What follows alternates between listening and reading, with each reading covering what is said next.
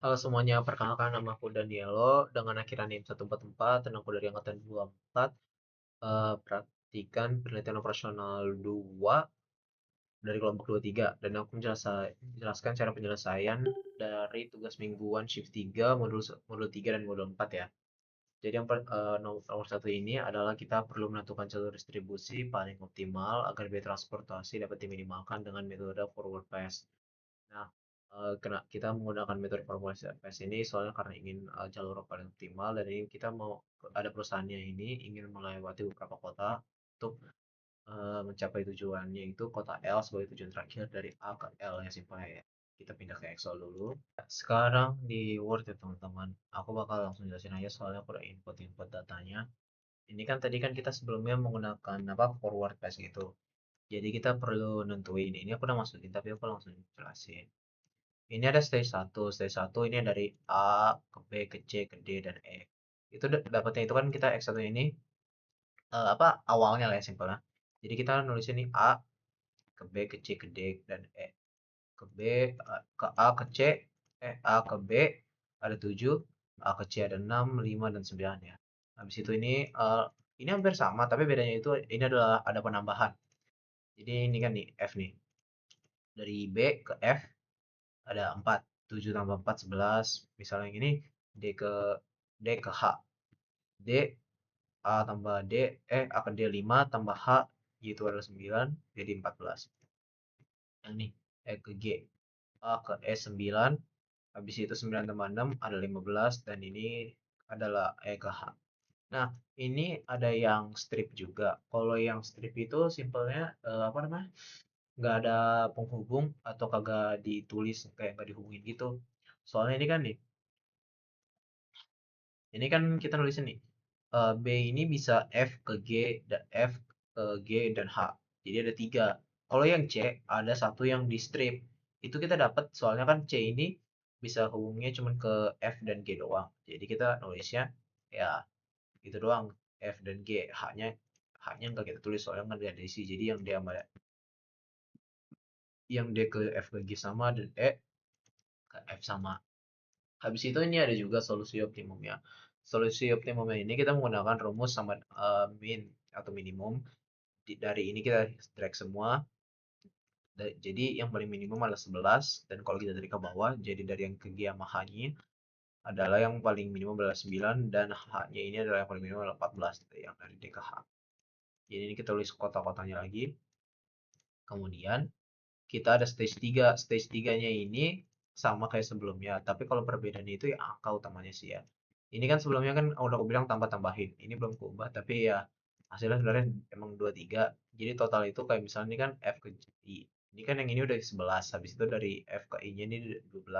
Jadi 11 tambah 12 adalah 23 ya. Ya seterusnya juga sama. Ini kenapa yang strip ini juga masih sama karena nggak ada penghubungnya.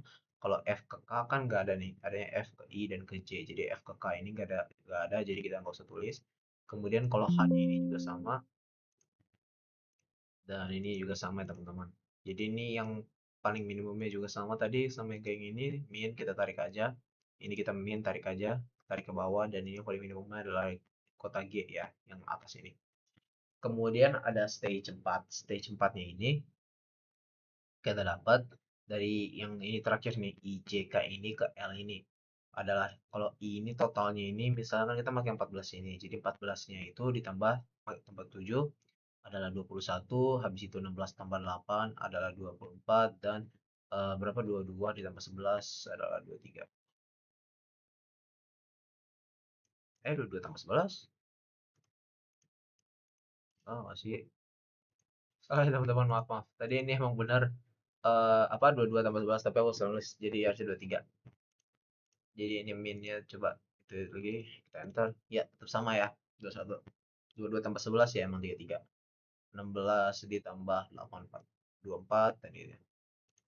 Jadi hasil paling optimum adalah kota I. Jadi kalau yang ini kita simpel itu nulisnya ya apa ya, ini kan kota A ini kita tulisnya solusi optimal gitu jadi kita nulisnya kota A karena itu kan awalnya. Habis itu ke kota C ada 6. Habis itu dari C ke G ada 3, 6 tambah 3 9. Kemudian dari G ini kita pilih ke I, 9 ditambah 5, 14. Kemudian I ke L tambah 7. 14 tambah 7 adalah 21.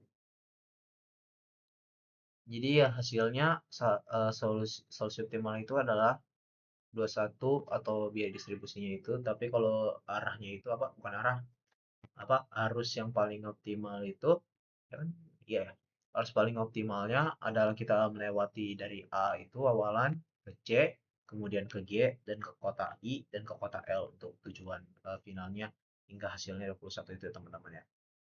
Jadi kalau untuk soal satu kayak gitu, sekarang ke soal 2.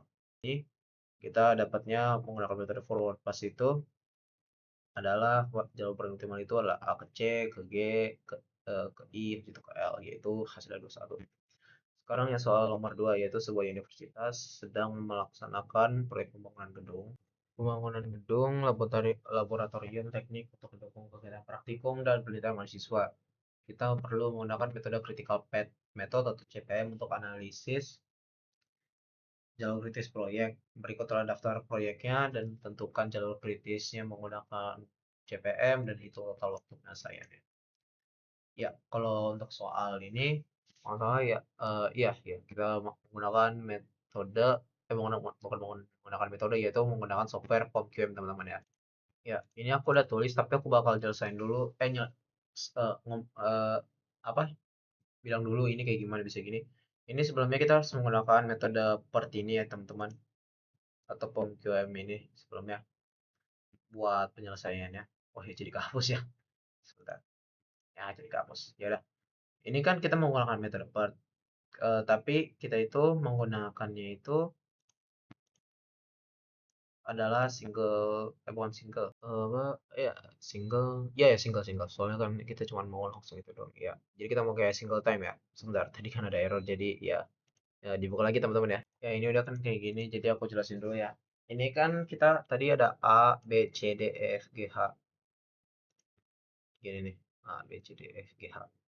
Nah, ini kita ada durasinya yang tadi kita isi angkanya itu, dan kalau yang pendahulunya ini ada A, A, B, C ini, kita itu naruhnya di predesasor. Jadi kita nulisnya itu simpelnya akan tadi A, A, B, C, A, A, B, C, D, E, F, G, H ya. Sebentar, kayaknya tadi ada lagi. Oh enggak. Iya, karena A, B, C, D, F, G, H. Ini kan ada B sama C juga. Itu simpelnya kan kayak tadi kan, kalau buat di gambar soal nomor 1 itu kan ada penghubung-hubung. Misalnya A bisa lewat B bisa lewat C gitu. Kalau yang ini ya simpel, A bisa lewat B bisa lewat C untuk ke D, E, F, G, H-nya ini. Jadi nulisnya di samping gini. Kan ini E, F, G. Nah, sampai E, F, G doang. Habis itu ya sekarang kita akan pakai single time estimate ya. Jadi kita langsung solve aja. Nah, activity time-nya itu adalah 90 totalnya. Jalur kritisnya sekarang kita perlu tentukan ya teman-teman ya. Kan kalau itu kita pakai solution sini, kita lihat charts, jalur kritisnya nih. Bisa kelihatan lewat sini ya teman-teman ya. Jadi kita lihat yang paling merah ya teman-teman. Totalnya itu adalah 90 ya tadi sama. Ini kan jadi kan sekarang mudah ya. Sekarang kita ke soal nomor 3. Bukan. Apa? Kan kalau pemikir mudah kita masih ada satu software lagi teman-teman. Jadi kita yaitu menggunakan eh, software apa namanya? RStudio. Sebentar ya aku buka. Ya, ini kan RStudio udah aku buka. Jadi aku jelasin dulu. Ini yang RStudio ini kita menggunakan library atau rumusnya itu. Jadi kita soal 2 load library biar kebuka. Habis itu ada aktivitasnya atau data frame-nya itu kita menggunakan A, B, C, D, E, F, G, H ya. Soal ini kan A, B, C, D, E, F, G, H nih aktivitasnya. Kemudian ada durasinya itu 7 sampai 5 itu. Kita sama sebanyak ini kan tuh. Salah. Sampai 5, dependensiesnya juga sama. Habis itu ada membuat grafik demokrasi. Bukan, dependencies itu ya dari ini kan A, B, C, D, E, F, G-nya ini. Habis itu ke B, ke C, D, E, F, G, H-nya itu. Ya, itu. Habis itu ada membuat grafik dari dependensi aktivitas itu. Kalau misalnya Ya ini bakal nunjukin grafnya gitu kayak gimana, apakah hasilnya benar atau tidak ya teman-teman. Kalau iya pasti nanti bakal dideklarasikan ke true. Kemudian ada menentukan jalur kritisnya itu berdasarkan jalur terpanjang, jadi akan ditentukan jalur yang kritisnya itu dari jalur yang aktivitas time-nya itu paling panjang ya teman-teman ya. Kemudian dalam menghitung durasi, jadi kan kita misalnya kita lewat A ke B ke C ke D ke E F G H dan seterusnya, dan itu akan menghitung durasi itu, duration itu dari path-nya ini akan dihitung total aktivitasnya dan durasinya itu berapa banyak ya, dan berapa hasilnya. Dan menghitung jalur kritisnya juga sama, critical path-nya ini dari menggunakan names itu dari max durasinya ini, dan dari total durasi ini kita dapat dari max durasinya ini. Kemudian ada menampilkan grafiknya itu menggunakan edge colors dan node colors. Edge colors itu ya kita menggunakan rumus ini, evals dan evals lagi. Dan ini adalah ya detailnya teman-teman buat apa? Namanya grafnya gitu biar kayak lebih bisa kelihatan misalnya panahnya atau simbolnya gitu. Kemudian ada menampilkan hasil ya, jalur kritisnya, pace, collapse, dan ininya total waktu penyelesaian proyeknya. Kita harus apa namanya? Block dulu, kemudian control enter, kemudian kita dapat hasil segini. Dari kalau A ini kan lewat B ini hingga ini kan tadi sama nih. Tadi kan kita di POMCAM udah ngeliat itunya hasilnya 90, dan sekarang kita udah lihat lagi di apa namanya? Studio hasilnya 90 lewat A B D E F G H. Jadi sekarang kita pindah ke nomor 3, yaitu kita perlu menyelesaikan ini jalur kritis proyeknya menggunakan metode PERT lagi dan hitung waktu perkiraan penyelesaian proyek. Oh ya, kan aku jelasin aja langsung ya.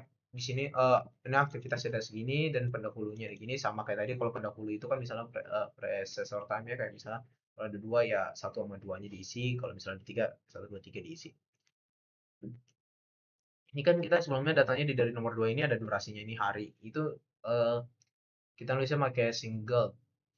Iya single. Sekarang kalau ada tiga gini, misalnya ada optimis, paling mungkin dan pesimis, kita menggunakan tiga. Jadi tiga waktu atau tiga time ya. Ya ini udah aku isi teman-teman. Sebelumnya tadi dapat salah jadi sedikit kita ribet. Ini kan A B C D E F G H ya, A B C D E F G H A B C D E F G. Dan angka-angkanya ini kan sebelumnya kita pakai single time, sekarang pakai triple time estimate ya teman-teman. Optimistic time, most likely time, pessimistic time. Kita data-datanya juga sama tuh 10, 14, 20 dan seterusnya. Sekarang kita solve. Hasilnya adalah activity time-nya adalah 122 totalnya itu ya. Kita habis itu solutions, kita charts, melewati A ke C ke D, E, F, G. E, F, H. Ya, ini hasilnya. Jadi ya itu hasil teman-teman di POM-QM. Sekarang kita pindah ke RStudio ya teman-teman.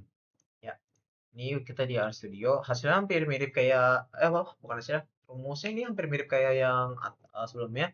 Tapi kan sebelumnya single time. Jadi kita cuma satu angka angka hitungannya, sekarang ada tiga aktivitas. Jadi hampir mirip data aktivitasnya ini, ya ini, partnya ini. Kita nggak usah pakai load library lagi karena di tadi soal 2 udah membuka ya. Aktivitas optimis paling optimitas optimis paling mungkin pesimis, dan hitung waktu ininya ekspektasi menggunakan rumus PERT, mendefinisikan hubungannya menggunakan EJC ini dari A ke H ini, membuat grafik proyeknya, menentukan semua jalur dari awal ke akhir itu part-partnya ini pakai menggunakan part, dan habis itu menggunakan menghitung durasi untuk menghitung jalur berdasarkan ke apa gitu tadi. Tadi ini kehapus jadi sedikit error, maaf ya. Jadi habis itu ada duration seperti ini, seperti ini menggunakan transport, menentukan jalur kritisnya lagi menggunakan durasi terpanjang. Habis itu menampilkan grafik jalur kritis seperti ini. Ya ini hampir sama kayak tadi, cuman beda beberapa ini doang ya. Hampir sama aja sih. Habis itu menampilkan hasil. Halo teman-teman, tadi ini kayak copy dari yang tugas sebelumnya. Ya, jadi gini, kita ya blok aja langsung. Di situ kita running ya teman-teman ya. Ya, sebentar. Running. Hasilnya kayak gini ya teman-teman ya. A ke C ke D ke E F G. Totalnya 122. A C D E F H. Salah. Tadi ada G. A C D E. Ya, mungkin itu saja sekalian dari saya teman-teman. Maaf bila ada salah kata atau salah bicara. Ya udah. Bye bye teman-teman. Bye.